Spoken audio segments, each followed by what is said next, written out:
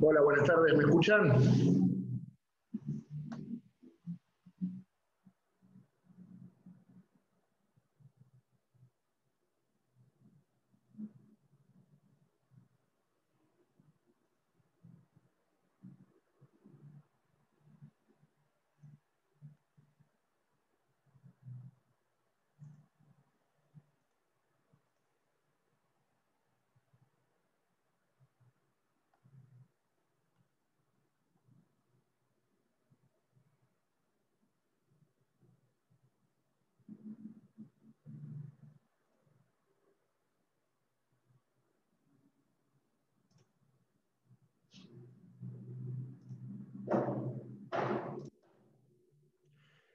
Hola chicos, ¿me escuchan?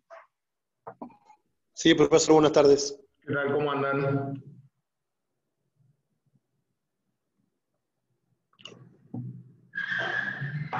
Bien, muy bien.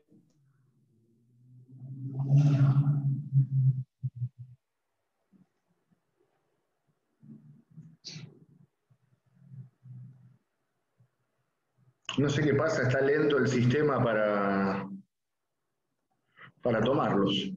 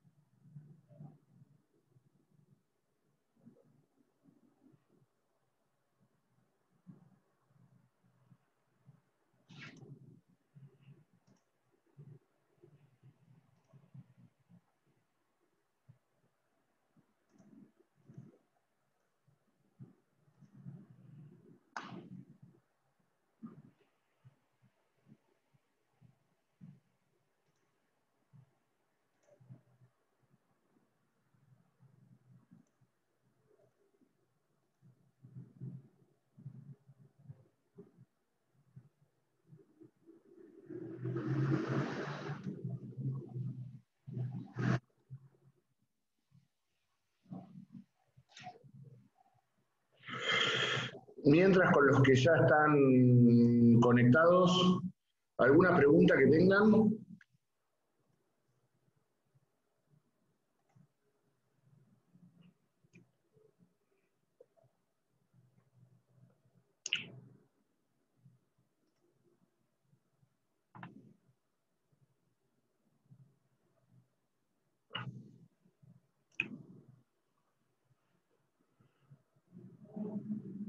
¿Hay alguien ahí?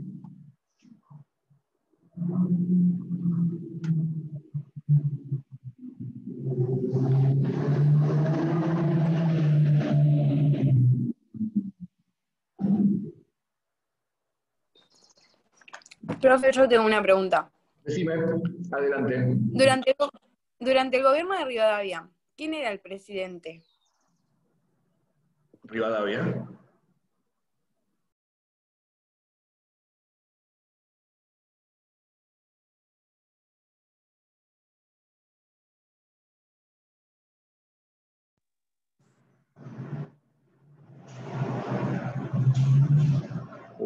Dios mío, qué mal que anda esto, por favor.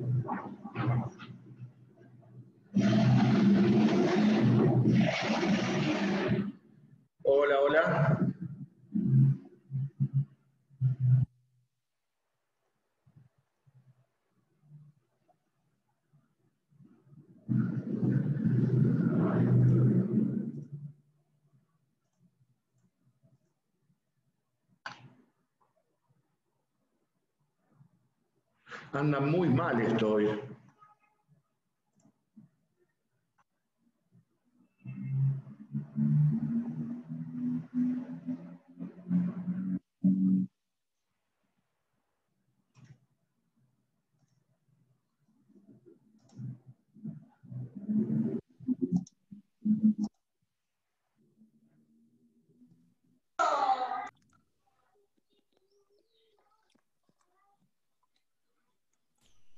Bueno, el señor Zoom anda muy mal hoy, ¿eh?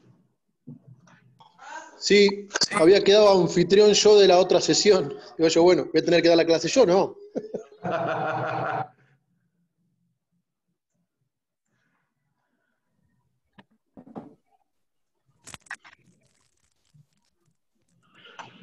Ahora sí, Ahí, profe. perfecto. De a poco van entrando, ahí está. Una compañera me preguntó recién,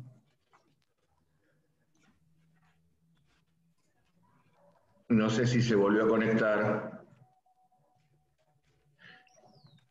¿quién era presidente durante el gobierno de Rivadavia? Sí, yo. Bien, ¿vos te referís a cuando ejerció como ministro de gobierno de Martín Rodríguez o a cuando efectivamente fue presidente? No, ahora lo entendí, o sea, lo tenía como duda, pero después me acordé que lo había aclarado. Justo cuando se sancionó la ley presidencial, fue en el gobierno de Rivadavia. Digamos, todavía la ley de presidencia se dicta cuando todavía es gobernador Las Heras en ejercicio del Ejecutivo Nacional por lo que había determinado la ley fundamental. Sí.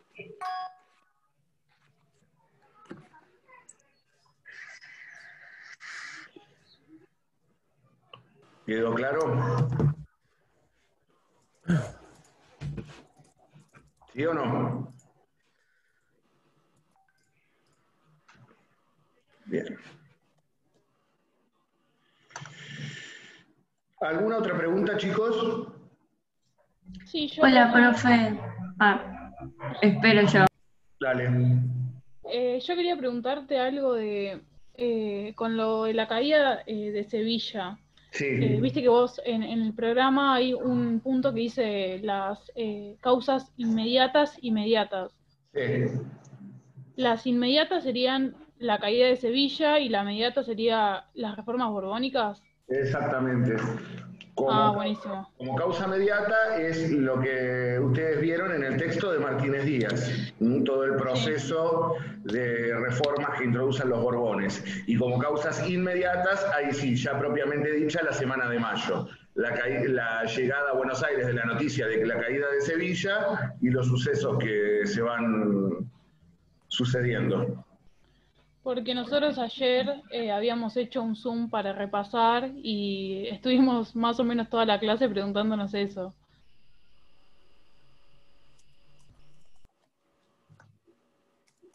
¿Con quién hicieron el Zoom?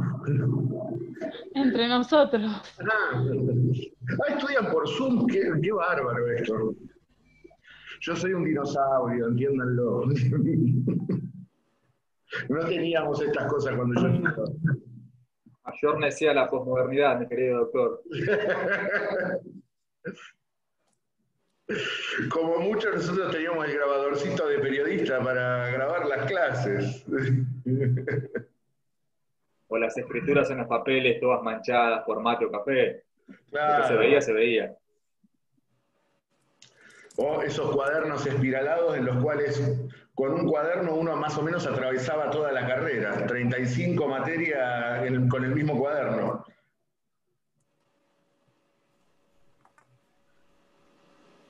Era parte del Corán ese cuaderno. Y ni hablemos los códigos, que eran ya comentados, concordados y pegados con papelitos por todos lados. ¿Alguna otra pregunta, chicos? Ya, los apuntes. Yo tengo- Suerte, Yo tengo una pregunta. Sí. Creo que era con esto de la reforma borbónica, si mal no recuerdo, que decía que la monarquía era contractual. Y usted dijo que era contractual en un sentido específico, pero no me acuerdo en cuál. No, la monarquía contractual se dio durante los Habsburgo, no con los Borbones. Los Borbones introducen la noción del absolutismo monárquico, que son franceses. En efecto, Felipe V es el primer rey de la Casa de Borbón en España, ni más ni menos que el nieto de Luis XIV. Cuando hablamos de que era una monarquía de tipo contractual, está basada en lo que fue la cobertura ideológica que tuvieron los monarcas de la Casa Habsburgo, y ese contrato social estaba marcado por lo que ustedes estudiaron como las ideas del suarecismo o de la escolástica tardía. Aquello de que Dios depositaba el poder en el pueblo y el pueblo lo delegaba en el monarca. A eso me refería cuando hablaba de de contractual. Pero no, cuando dije no en el contractualismo que le dieron los racionalistas franceses, en los cuales se funda la Revolución de 1789. Es decir, el contractualismo de la monarquía española no tiene nada que ver con el contrato social de Rousseau, sino que se refiere a esta cuestión en particular, de cómo había ido gestándose la monarquía española durante los Habsburgo.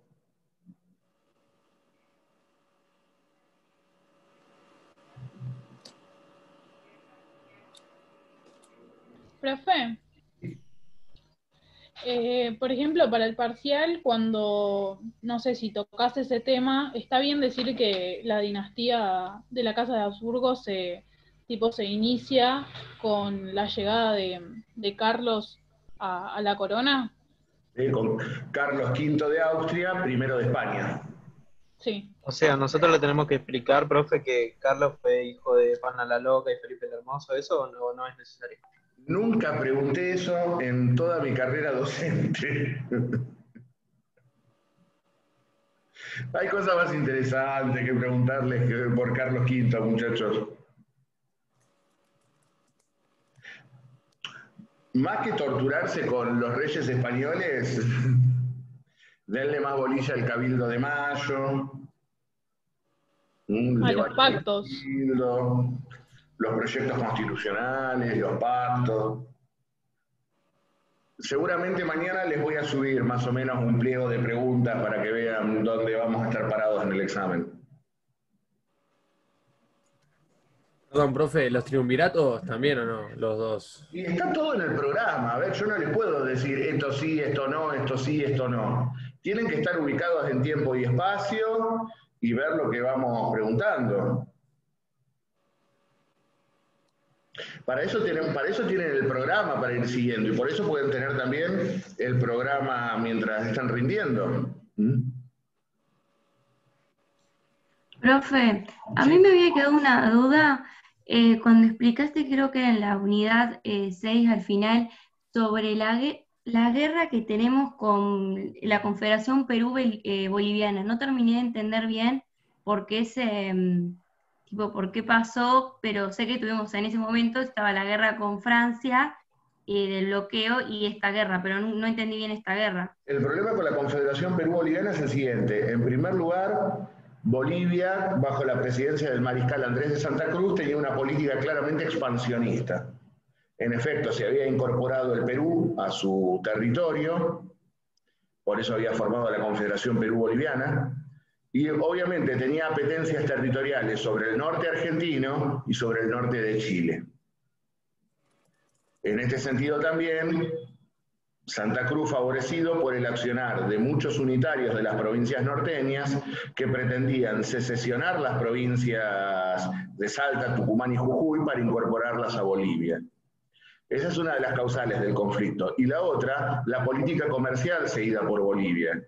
Porque mientras Rosas, recuerden ustedes, dicta la ley de aduana proteccionista, Santa Cruz tenía una política aduanera librecambista, por lo tanto, había una guerra de dos esquemas comerciales diametralmente opuestos. Y a eso hay que agregarle que Santa Cruz contaba con el apoyo de ingleses y de franceses. Porque precisamente, a diferencia de Rosas, Santa Cruz, al abrir la aduana boliviana, piensen ustedes que es una Bolivia con salida al mar, favorece la introducción de productos manufacturados ingleses y franceses. Entonces, por eso hay una tensión allí en el norte, porque Rosas cierra el puerto de Buenos Aires, pero tenemos un país vecino librecambista. Por eso yo les dije también que cuando la ley de aduanas considera productos nacionales, tanto a lo producido por Chile como por el Uruguay, y en cierto sentido también a la yerba y al tabaco paraguayos, no hizo la misma distinción con los bolivianos, porque con Bolivia estábamos en guerra económica y bélica, o militar. Profe, ¿quiénes comenzaron a expandir esto de que Rosas era el gobernador tirano? ¿Los que se enojaron porque puso con la ley aduanera lo del cuero o los exteriores?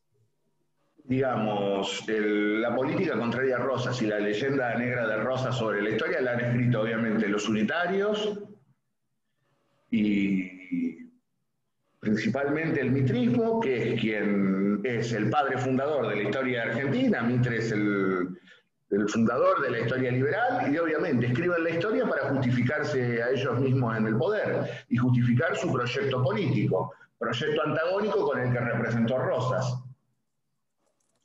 Obviamente Rosas no era el Pericles en Atenas, no era un demócrata liberal, ni mucho menos. Rosas fue un gobierno de neto corte autoritario, un gobierno fuerte, era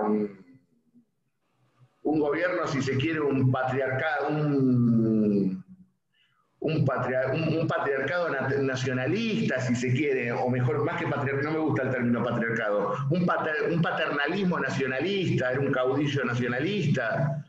Obviamente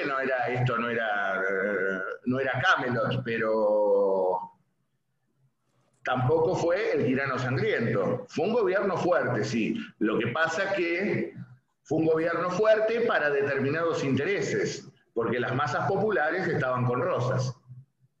Ahora, cuando uno no gobierna para las masas, gobierna para las masas populares en contra de determinados intereses, inmediatamente sos tirano, sos dictador, no hay libertad.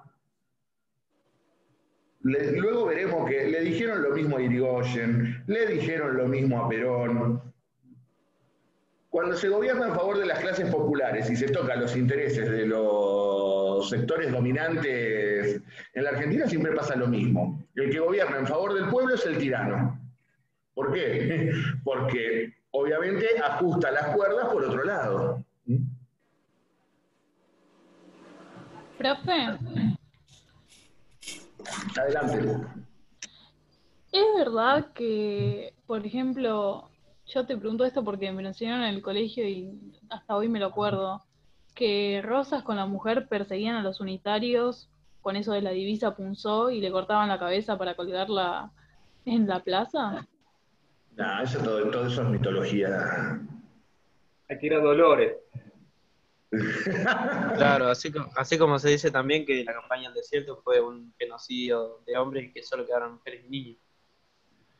No, el tema es que, como digo siempre, cuando uno se posiciona para dar la historia, porque no está mal que yo soy rosista, hay historiadores que no lo son.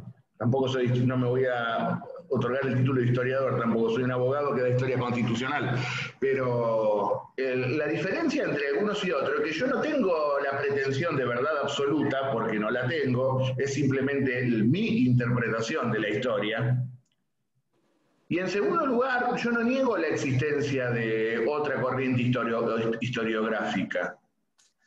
El problema es que el resto de las corrientes historiográficas pretenden tener un halo de veracidad que se auto-otorgan y no deja de ser una interpretación igual que la nuestra. Lo que sí hay que hacer es intelectualmente honesto al momento de narrar la historia y obviamente decir, miren, yo me paro desde acá y como me paro desde acá, esta es mi visión.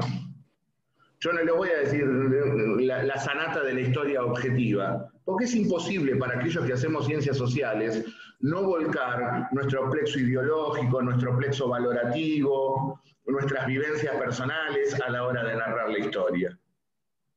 El que se sienta como un simple robot a describir hechos, una de dos, o tiene sangre en las venas, o no tiene sangre en las venas, ¿O es un mentiroso?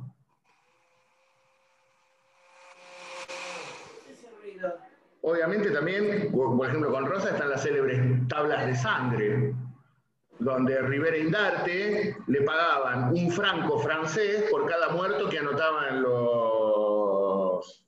en las tablas de sangre. Entonces iba por los hospitales y todos los que se morían en los hospitales se los endilgaba a Rosa. Creo que no le endilgaron a Rosas la muerte de Liniers porque era demasiado. Cuando mataron a Liniers, Rosas tenía 6 años.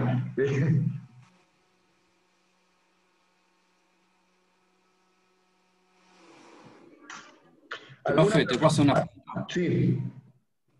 No entendí en el punto 11 cuando pregunta del trabajo. ¿Quiénes eran los extranjeros en California en 1852? Bien, sí, varios me han preguntado lo mismo. Pasa lo siguiente, porque Alberdi cita como fuente la Constitución californiana de 1850, creo, la Constitución californiana. Con los californianos pasa lo siguiente, como saben ustedes, California fue colonia española. Prácticamente todo el oeste y el medio oeste norteamericano eran colonia española. Cuando comienza la expansión norteamericana hacia el oeste, todo lo que es el sudoeste norteamericano, lo que hoy son los estados de Nueva México, Colorado, Texas, Oregon y luego California, fueron conquistados a los españoles y luego a los mexicanos. California, en la década de 1850, acababa de ser conquistada a los mexicanos.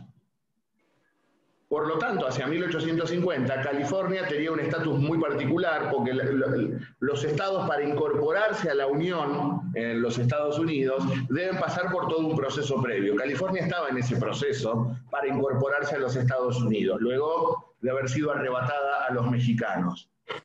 En consecuencia, cuando la Constitución californiana habla de otorgarle derechos, beneficios y ventajas a los extranjeros son los propios norteamericanos que tenían que ir a conquistar California. Por eso en la Constitución californiana se le conceden todos esos privilegios a los extranjeros. Pues no piensen ustedes en California como un estado norteamericano como es hoy. Estaban por incorporarse a Norteamérica. En consecuencia, le conceden beneficios a los extranjeros, ¿para qué? Para que los ciudadanos norteamericanos pudieran ejercer el voto, pudieran ejercer el comercio y pudieran tener posiciones de poder en esa nueva California. En efecto, al poco tiempo, California pasaría a ser un nuevo estado de la Unión.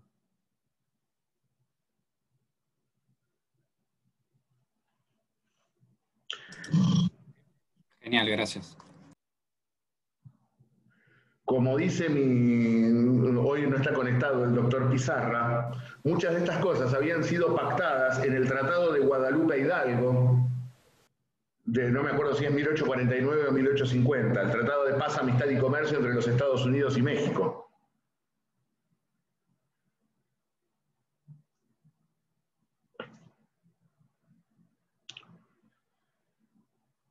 Bueno, si no les parece, tenemos que terminar el temario para el examen.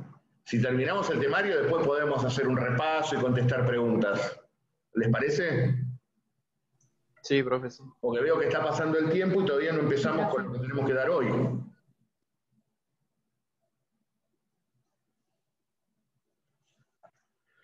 Nosotros, la clase anterior, estábamos analizando el acuerdo de San José de Flores. Recuerden ustedes que Urquiza vence en la segunda batalla de Cepeda, con lo cual Buenos Aires debió reincorporarse a la Confederación, lo que tendría que haber sido un acuerdo bilateral entre la Nación y Buenos Aires reincorporándose al país, termina siendo un acuerdo entre federales y liberales porteños repartiéndose el poder. Y en ese tratado hemos visto que se le conceden a Buenos Aires privilegios que no habían tenido el resto de las provincias argentinas al aprobar el texto constitucional de 1853. Recuerden que Buenos Aires se declara parte integrante de la Confederación Argentina, pero verificaría esa incorporación una vez que jurase el texto constitucional vigente en el resto del país. Ahora, para jurar ese texto constitucional, a Buenos Aires hemos visto que se le concedió el privilegio de poder revisar ese texto y sugerir modificaciones. Recuerden que por el artículo 2 se le daba a Buenos Aires la facultad de convocar a una convención provincial a efectos de analizar la Constitución del 53 y manifestar si debían introducirse o no reformas en la Constitución, que si decidía que no había reformas la debía jurar inmediatamente y que si había reformas, estas debían ser comunicadas inmediatamente al gobierno federal para que, convocado al Congreso, inmediatamente fuera convocada una convención constituyente ad hoc, al efecto de tratar las reformas propuestas por Buenos Aires. Buenos Aires se había asegurado el derecho de concurrir a esa convención ad hoc con diputados electos en forma proporcional a su población, y a su vez aquella cláusula importantísima por la cual Buenos Aires no podía ser desmembrada territorialmente o no podía ser cercenada territorialmente sin el consentimiento de su legislatura. Y que a su vez también se le había concedido el privilegio de que sus instituciones seguirían siendo gobernadas por sus leyes y por sus instituciones. Que hicimos referencia es que concretamente ese artículo 7 apuntaba al Banco Provincia y al Ferrocarril Oeste, que más allá de lo que ocurriese con la provincia, seguirían en manos del gobierno provincial. Estos fueron los primeros 7 artículos que vimos en la clase anterior. Ahora tenemos que terminar de analizar el Acuerdo de San José de Flores. Tenemos que seguir con lo que fueron los artículos 8 y 9, que son los que están referidos a la aduana. Porque recuerden ustedes, cuando Buenos Aires se secesiona de la Confederación, se había quedado con la aduana. Ustedes ya han visto con el titular el texto constitucional de 1853 y han visto que según su artículo 9 las aduanas son nacionales y rigen en las aduanas las leyes fijadas por el Congreso de la Nación. En efecto, entonces, el artículo 7 nos va a decir que como por la Constitución las aduanas son nacionales, Buenos Aires debe entregar inmediatamente la aduana. Más allá de que se le concedió el privilegio de que pudiera seguir ejerciendo el gobierno de algunas instituciones, se le obligaba a entregar la aduana. ¿Ven cómo dice? Se exceptúa del artículo anterior la aduana, que como por la Constitución Federal corresponden a la Nación, queda convenido en razón de ser casi en su totalidad de las que forman las rentas de Buenos Aires, que la Nación garante a la provincia su presupuesto de 1859 hasta 5 años. Entonces, Buenos Aires tiene que entregar la aduana, tiene que entregarle la aduana a la Nación, porque por la Constitución las aduanas son nacionales. Ahora, claro, casi la totalidad del presupuesto porteño estaba fijado por la renta aduanera, y Buenos Aires se quedaba sin la aduana. Por lo tanto, la Nación le garantiza a la provincia el ejercicio de su presupuesto por el término de 5 años. Es decir, supónganse que Buenos Aires tiene un presupuesto de 10 millones de pesos, vamos a ponerle. Al verse privada de los recursos aduaneros, la Nación le va a garantizar a Buenos Aires esos 10 millones de pesos por el término de 5 años.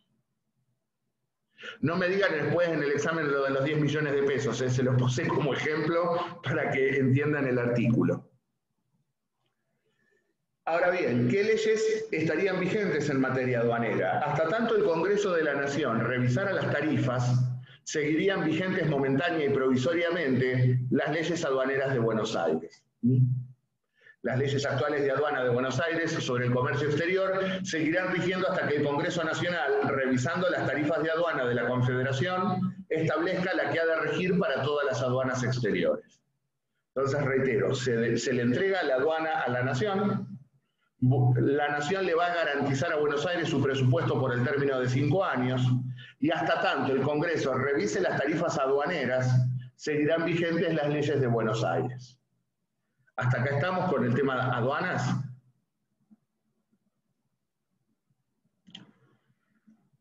Profe, Sí. el artículo anterior donde Buenos Aires entrega la aduana, ¿es el 18? El 8. Ah, ok.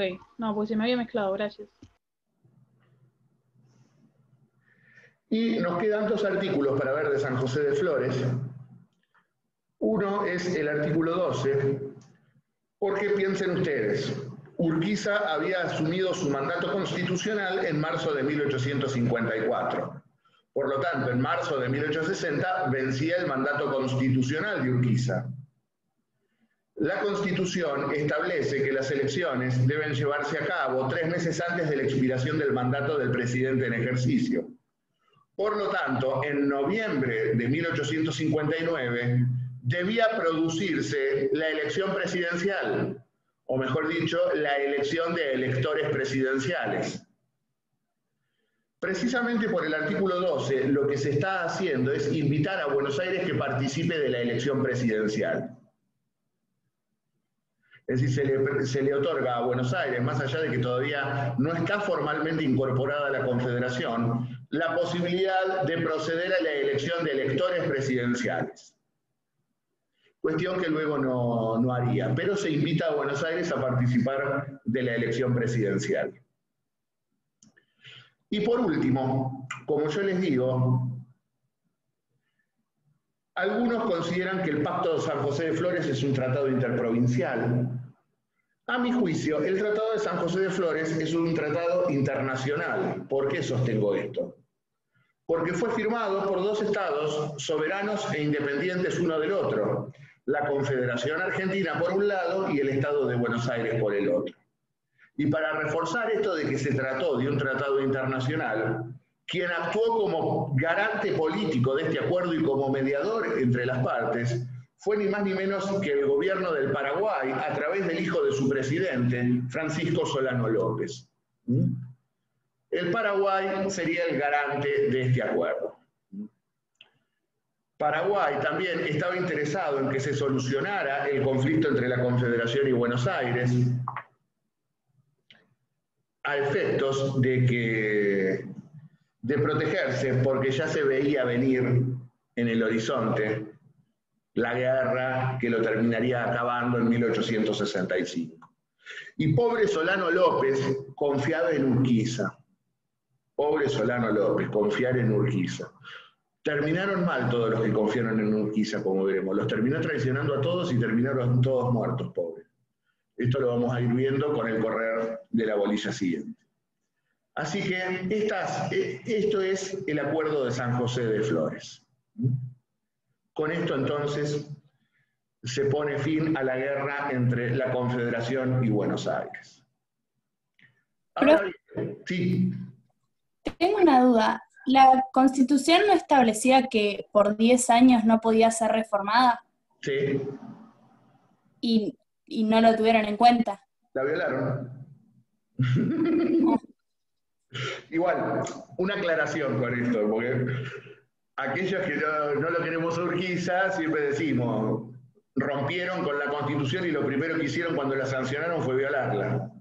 Ahora, hay algo que es cierto, y este es el problema, no sé si se los habrá dicho Carlos, pero este es el problema de las cláusulas pétreas también, en este caso en una cláusula temporalmente pétrea, que a veces la dinámica política y las necesidades políticas del momento te llevan, y a veces a tener que pasar por alto determinadas normas. Yo creo que en 1860 era mucho más importante recuperar a Buenos Aires para el seno de la nacionalidad que andarnos con escrúpulos constitucionales.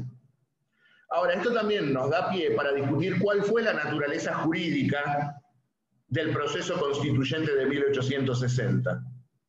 Porque para algunos fue la primera reforma a la Constitución. Yo considero que no fue una reforma, sino que se trata de una Constitución nueva. Porque en efecto, de 2 cosas distintas, la Confederación Argentina y el Estado de Buenos Aires, pasó a tener una sola, amalgamada, unida, que es la nación argentina propiamente dicha. E inclusive, para gestar esa Argentina unificada, el Estado que se incorporó decidió tocar puntos de la Constitución. Por lo tanto, para mí la Constitución de 1860 es una Constitución nueva, producto de la coyuntura política y la necesidad de incorporar a Buenos Aires de nuevo a la nacionalidad. Como ya digo, otros consideran que es la primera reforma, y otros sostienen que hubo un proceso constituyente que se abre en 1853 y que culmina en 1860. O sea, que fue un complejo de tiempo que se mantuvo abierto durante 7 años. Según eso, es una discusión teórica en el marco del derecho constitucional, porque además vamos a ver que en nuestro derecho constitucional, en nuestra teoría constitucional, tenemos que explicar cosas que pasan acá nada más, que en el resto del mundo no pasaron. Esto de ponerle una cláusula después incorporar a Buenos Aires, pero como digo siempre, por ejemplo, hoy por hoy tienen cláusulas pétreas la Constitución italiana, por ejemplo, o la Constitución francesa de la Cuarta República, luego tomada por la Quinta República, que tienen una cláusula pétrea que dice no se puede restablecer la monarquía. Es decir, si Italia y Francia quisieran volver a tener rey, no pueden porque lo veda la Constitución. Y ahora, supongamos que el pueblo francés o que el pueblo italiano están hartos de la República y dicen queremos volver a tener rey.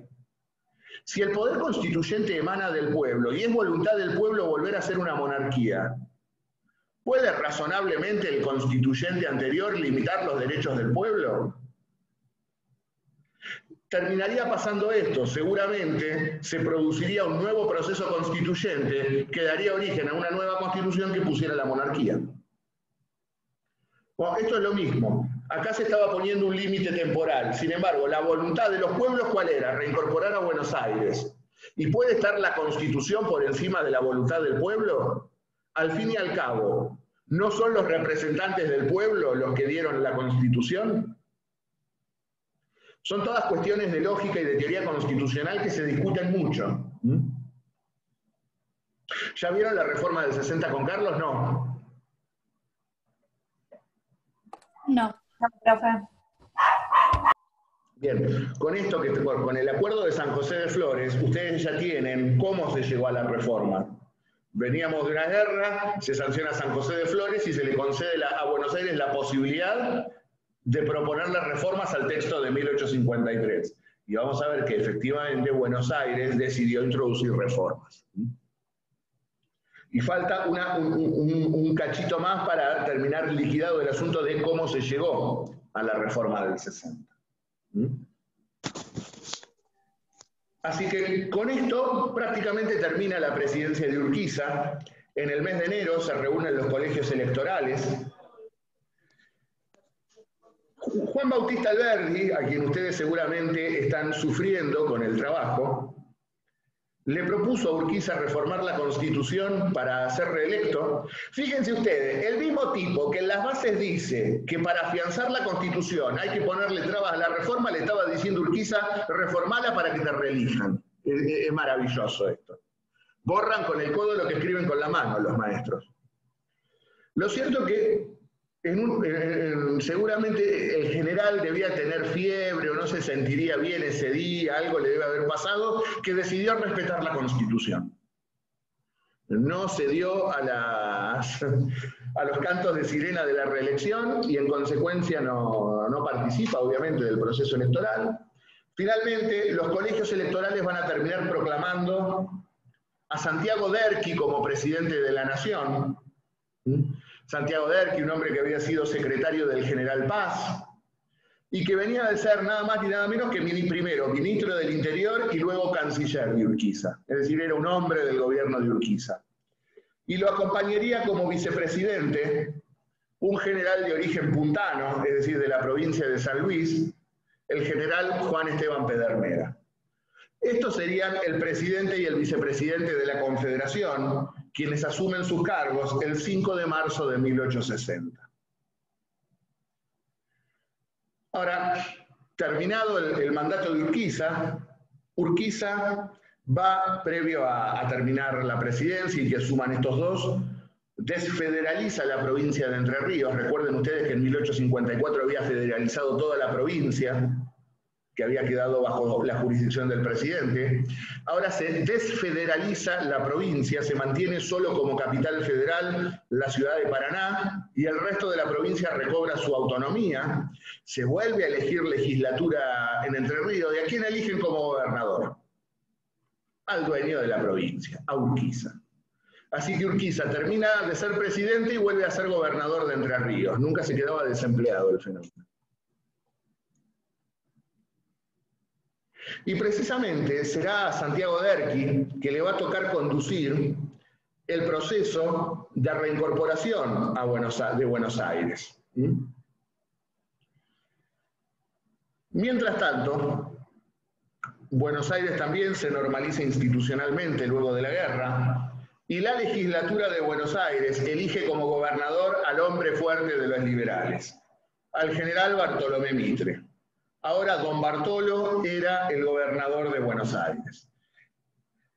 Y aquí va a producirse una cuestión. Mientras Derqui formalmente es el presidente de la nación, los dos hombres fuertes de la política no son ninguno de los dos es el presidente. Uno es el gobernador de Entre Ríos y otro es el gobernador de Buenos Aires.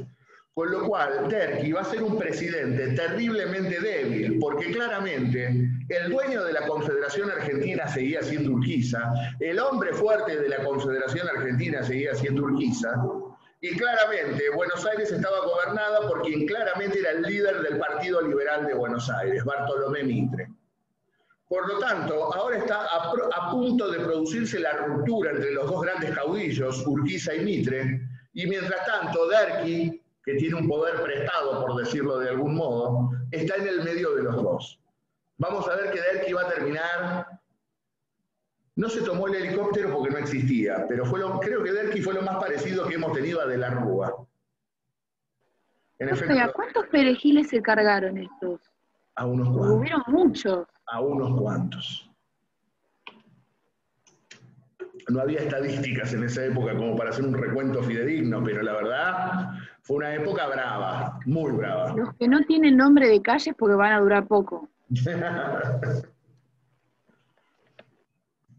Ahora bien, lo cierto es que, como siempre, Buenos Aires pierde la guerra, firma el tratado y después empieza a hacer lo que se le canta.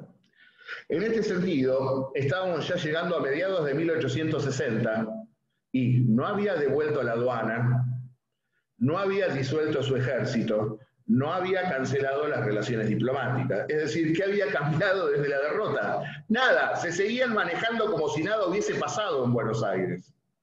Por lo tanto, el gobierno de Derqui le va a exigir a Buenos Aires la entrega de la aduana, la disolución del ejército y la cancelación de las relaciones diplomáticas. ¿Y cómo va a contestar el gobierno de Mitre? Envía a fines de mayo de 1860 a su ministro de gobierno, Dalmacio Vélez Arfiel, a renegociar los términos del Pacto de San José de Flores. Sí, escucharon bien, renegociar el acuerdo de San José de Flores. En este sentido, Vélez marchará a Paraná con los siguientes objetivos. Arreglar la convocatoria para la Convención Nacional ad hoc, que tratara las reformas propuestas de Buenos Aires, concertar un status quo, es decir, un estado de no beligerancia hasta tanto Buenos Aires se incorporara definitivamente a la Confederación y demorar todo lo posible la entrega de la aduana. Con esos tres objetivos marchó Vélez a Paraná. Y los hombres de Paraná le dijeron que sí a todo. Es así que el 6 de junio de 1860 se firma lo que se conoció como el Acuerdo Complementario de Paraná. ¿Por qué complementario de Paraná? Porque se firmó en Paraná y complementario de qué? Complementario del Acuerdo de San José de Flores.